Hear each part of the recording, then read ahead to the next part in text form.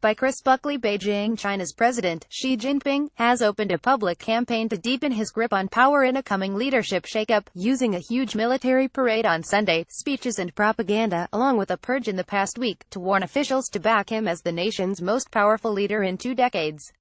Wearing his mottled green uniform as Commander-in-Chief of the People's Liberation Army, Xi watched as 12,000 troops marched in tanks, long-range missile launchers, jet fighters and other new weapons drove or flew past in impeccable arrays.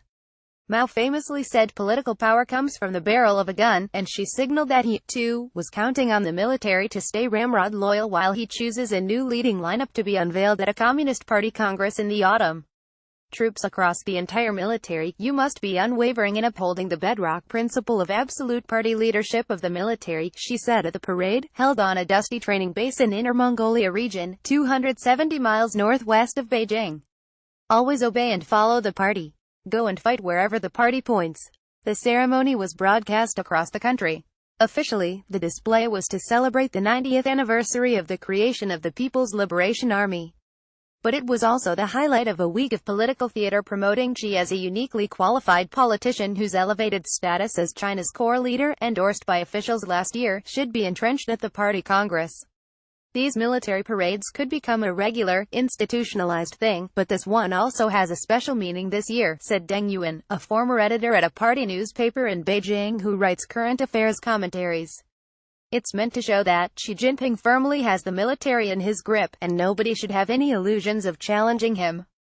The Congress will almost certainly give Xi, 64, a second, 5-year term as the party general secretary and chairman of the commission that controls the military, and it will appoint a new team to work under him. No exact date has been fixed for the Congress. An annual legislative meeting early next year will also almost certainly give Xi 5 more years as state president. Some experts have speculated that Xi may want to retain power after those terms end, although the Constitution says he cannot stay on as president. There are no firm rules for maximum terms as party general secretary. Xi has accompanied the demands for unity with a vivid warning to officials who step out of line. In the past week, he oversaw the abrupt purge of Sun Zhangkai, a one-time contender for promotion at the Congress. Sun, 53, had been the party's secretary of Changqing, a city in southwest China, until his dismissal in mid-July. The party announced on July 24 that he was under investigation for violations of discipline, usually a euphemism for corruption, and Sun has since been pilloried in official media. Provincial leaders, including many with a shot at promotion, have called meetings to denounce Sun as a tiger, or corrupt senior official. At this point, we can't say for sure he will be the last big tiger to be brought down before the opening of the party congress, said Professor Ding Zuling, a political scientist at the Hong Kong University of Science and Technology who studies the Chinese Communist Party. We don't know, other leaders don't know either.